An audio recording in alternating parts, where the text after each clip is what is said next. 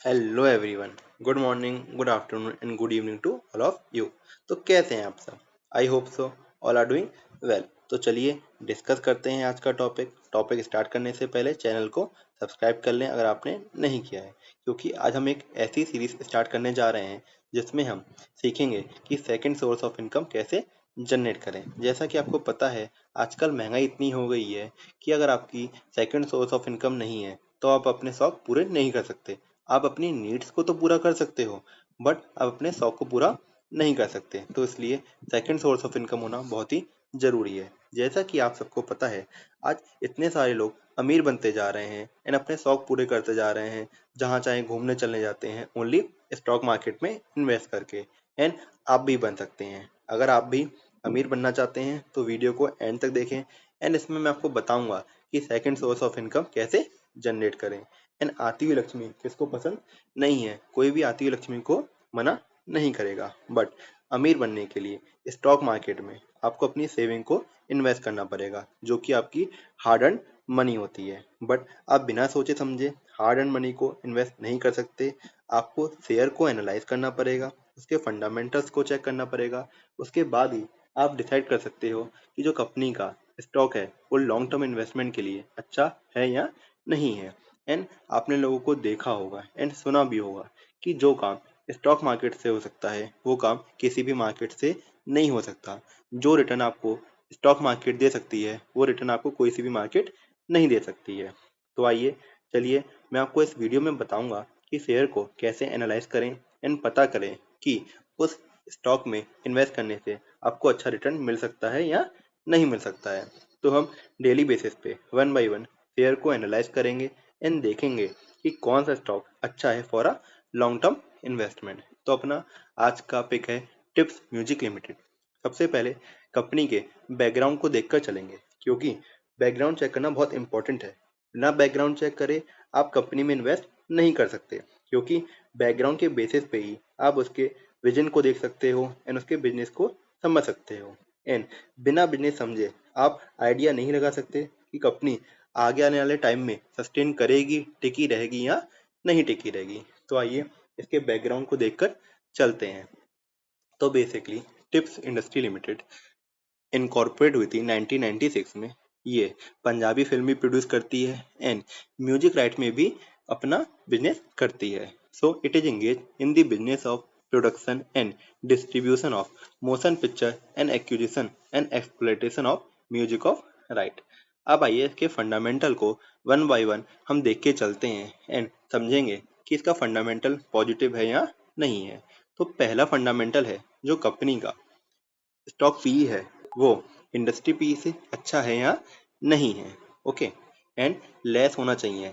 Company के जो stock का पीई है वो इंडस्ट्री के पीई से कम होना चाहिए। अगर कम नहीं है तो इसमें प्रॉब्लम है। तो इस केस में जो कंपनी के स्टॉक का पीई है वो इंडस्ट्री पीई से कम है। कंपनी का अगर स्टॉक का पी इंडस्ट्री के पीई से कम होता है तो इसका मतलब क्या है? कंपनी अंडर वैल्यूड है अगेंस्ट इट्स कंपटीटर। जो इसके कंपटीटर होते हैं उसके कंपैरिजन में कंपनी अभी अंडर वैल्यूड है एंड इसके रिलेटिव अर्निंग के अगेंस्ट भी अभी कंपनी अंडर वैल्यूड है। सो अगर कंपनी अंडर वैल्यूड है तो आने वाले टाइम में कंपनी ग्रो कर सकती है एंड कंपनी का शेयर अपनी वैल्यू तक पहुंच सकता है। ओके। सो ये पॉजिटिव इंडिकेटर है कंपनी के लिए कि कंपनी का स्टॉक पी इंडस्ट्री पी से कम है। So it implies that stock price is relatively lower compare to the companies earning, making it potential attractive to the value investor. अगर कंपनी के स्टॉक का पी इंडस्ट्री के P से कम है तो वो अपने इन्वेस्टर को अट्रैक्ट कर सकता है, क्योंकि कंपनी फ्यूचर में अच्छा रिटर्न दे सकती है। तो पहला इंडिकेटर कंपनी का पॉजिटिव है। अब हम देखेंगे कंपनी का दूसरा इंडिकेटर, जो कि है return on equity mean ROE. ROE क्या होता है? बेसिकली जो रुपए हम लोग इन्वेस्ट करते हैं एज अ इन्वेस्टर कंपनी में, उस इन्वेस्टमेंट पे कंपनी कितना प्रॉफिट जनरेट कर रही है। जितना प्रॉफिट जनरेट करेगी हमारे इन्वेस्टमेंट पे उतना हमारे लिए अच्छा है, क्योंकि उतना इन्वेस्टमेंट हमारे लिए अच्छा होगा उतना प्रॉफिट वो हमें डिस्ट्रीब्यूट कर सकती है। सो इस केस में कंपनी का आरओई है 85%, जो कि बहुत ही अच्छा है हमारे लिए। So it's a positive indicator for a company. जितना अच्छा अपना आरओई होगा उतना बेसिस पे हम कंपनी में इन्वेस्ट कर सकते हैं। अब हम देखेंगे कि कंपनी का थर्ड इंडिकेटर कैसा है? थर्ड इंडिकेटर है return on capital employed which is ROCE। ROCE क्या होता है? जो कंपनी का खुद का कैपिटल होता है वो कंपनी कैसे यूज कर रही है, उस कंपनी को वो कैसे यूज करके प्रॉफिट जनरेट कर रही है, कितना प्रॉफिट जनरेट कर रही है। ओके, तो जितना अच्छा ROCE होगा उससे हमें पता चलेगा कि कंपनी अपना बिजनेस सही लाइन पे ग्रो कर रही है या नहीं कर रही है, क्योंकि जितना अच्छा प्रॉफिट होगा उतना ही अच्छा उसका बिजनेस चलेगा, जितना अच्छा बिजनेस चलेगा उतना अच्छा वो हमें डिस्ट्रीब्यूट कर सकती है प्रॉफिट, एंड हमारे इन्वेस्टमेंट डबल ट्रिपल जितने भी चाहे हो सकते हैं। तो इस केस में कंपनी का ROCE 112% है, जो कि बहुत ही अच्छा पॉजिटिव साइन है कंपनी के लिए, कंपनी में इन्वेस्ट करने के लिए। अब है अपना fourth indicator which is sale growth for the last 3 years. Sale growth हमें बताता है कि जो रेवेन्यू है कंपनी का इंक्रीज हो रहा है या नहीं हो रहा है, एंड कंपनी की परफॉर्मेंस एंड फ्यूचर सक्सेस के बारे में भी बताता है। अगर कंपनी की सेल ग्रो नहीं कर रही है तो इसका मतलब कंपनी का बिजनेस अच्छे लेवल पे ग्रो नहीं हो रहा है, कंपनी की सेल नहीं हो पा रही, कंपनी के प्रोडक्ट में दम नहीं है। अगर सेल ग्रो हो रही है तो कंपनी का बिजनेस अच्छा है, कंपनी के प्रोडक्ट अच्छे हैं, एंड कंज्यूमर उसके प्रोडक्ट को कंज्यूम कर रहे हैं। तो इस केस में सेल ग्रोथ है for the last 3 year it's 32%, मतलब कंपनी की सेल 32% पे ईयर बाय ईयर ग्रो कर रही है, जो कि बहुत ही अच्छा साइन है कंपनी में इन्वेस्ट करने के लिए। And it basically refer to the increase in revenue, ये बताता है कि रेवेन्यू में कैसे इंक्रीज हो रहा है जो कि business over a specific period experience कर रही है।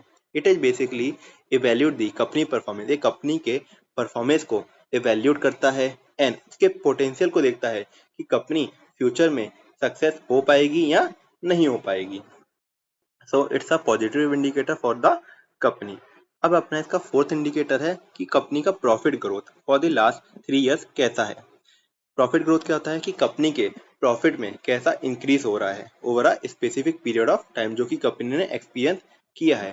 अगर कंपनी का प्रॉफिट ग्रो नहीं होगा तो हमें ये देखने को मिलेगा कि कंपनी की सेल तो ग्रो कर रही है बट प्रॉफिट में ग्रो नहीं है, जिसका मतलब क्या है कि कंपनी के एक्सपेंसेस बहुत सारे हैं एंड कंपनी अपने एक्सपेंसेस को कंट्रोल नहीं कर पा रही है। तो ये तो जरूरी है कि कंपनी की सेल ग्रो करे, बट ये भी जरूरी है कि अपने एक्सपेंसेस लिमिटेड रखे एंड अपने प्रॉफिट को ग्रो करे। अगर कंपनी के प्रॉफिट ग्रो नहीं हो पाएंगे तो कंपनी नए नए जगह पे इन्वेस्ट नहीं कर पाएगी, एंड कंपनी अगर इन्वेस्ट नहीं कर पाएगी सो अच्छा प्रॉफिट नहीं हो पाएगा, एंड जब तक कंपनी अच्छा प्रॉफिट नहीं देगी तब तक हमें अच्छा प्रॉफिट नहीं मिल सकता, हमारा इन्वेस्टमेंट डबल ट्रिपल नहीं हो सकता। But in the present case company की profit growth for the last 3 year 37% है, जो कि हमें बताता है कि कंपनी का प्रॉफिट ईयर बाय ईयर 37% पे ग्रो हो रहा है। अगर कंपनी का सेल एंड प्रॉफिट दोनों ही अच्छे लेवल पे ग्रो हो रहे हैं तो ये हमें बताता है कि कंपनी का फ्यूचर बहुत ही अच्छा है, एंड अगर कंपनी का फ्यूचर अच्छा है तो हमारा भी फ्यूचर अच्छा है, क्योंकि उस कंपनी में हम इन्वेस्ट करने जा सकते हैं। ओके, तो अब हम देखेंगे सिक्स इंडिकेटर। सिक्स इंडिकेटर क्या है? Current ratio.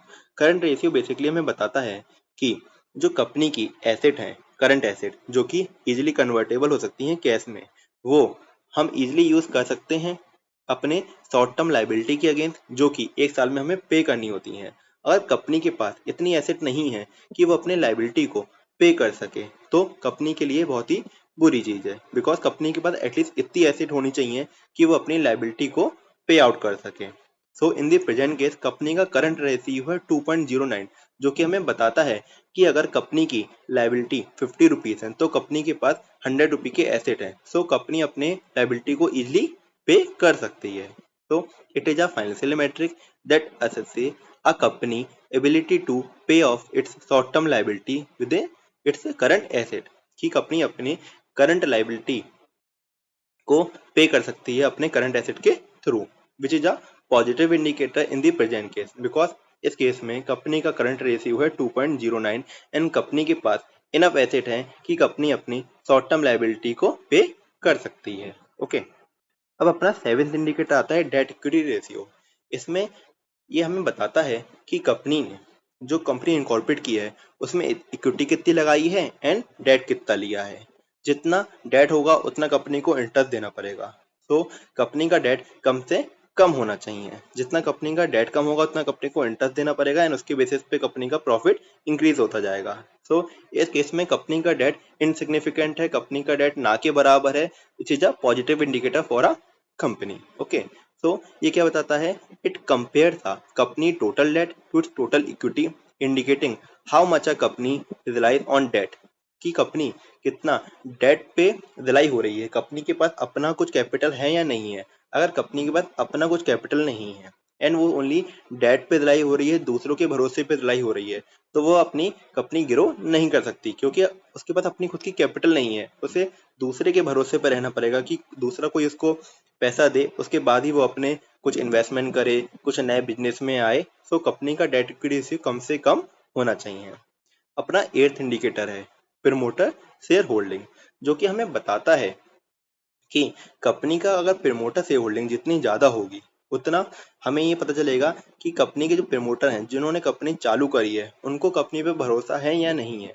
अगर कंपनी के प्रमोटर की शेयर होल्डिंग ही कम हुई तो इससे हमें ऐसा लगेगा कि कंपनी को खुद पे ही भरोसा नहीं है, कंपनी के जो इन्वेस्टर हैं वो भरोसा नहीं कर पाएंगे, क्योंकि कंपनी के ओनर जिन्होंने कंपनी इनकॉर्पोरेट की है उनकी ही शेयर होल्डिंग इतनी लेस है, तो दूसरा कोई इन्वेस्ट कैसे करेगा। जितना ज्यादा शेयर होल्डिंग होगी उतना ज्यादा कॉन्फिडेंस होगा हमारा भी ऐसा इन्वेस्टर, बिकॉज जितनी ज्यादा शेयर होल्डिंग होगी वो इंडिकेट करेगा कि strong confidence in the company future, कि कंपनी का फ्यूचर अच्छा है, हम उसमें कॉन्फिडेंस ला सकते हैं। And long term commitment from those who know the company best, and long term commitment किससे?